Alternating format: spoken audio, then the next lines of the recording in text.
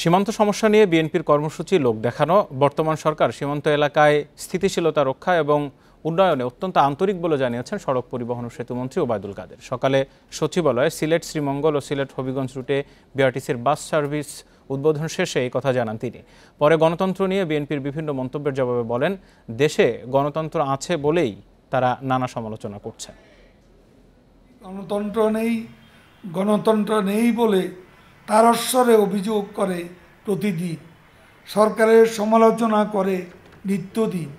গণতন্ত্র আছে বলেই তো আপনারা যা খুশি তাই বলতে পারছেন।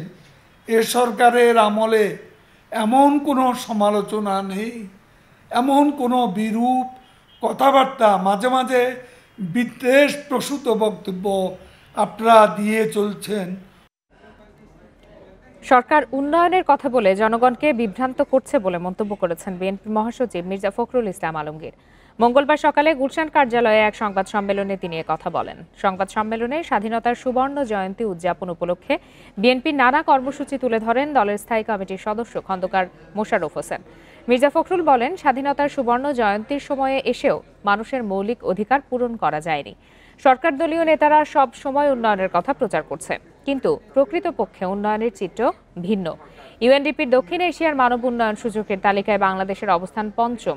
একথা মনে করিয়ে দিয়ে বিএনপির মহাসচিব বলেন, দেশে প্রকৃত গণতন্ত্র থাকলে দেশের মানুষের এমন দুরবস্থা হতো না।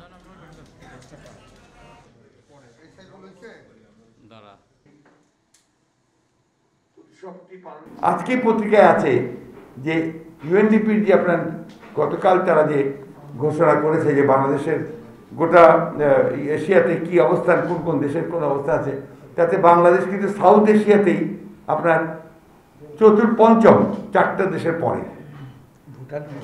ভুটানের সঙ্গে নিচে। তো এখানে বোঝা যায় যে আসলে আমাদের উন্নয়নের কথা যেটা বলা হচ্ছে, এটা আসলে পুরোপুরিভাবে জনগণকে বিভ্রান্ত করার চেষ্টা করা হচ্ছে।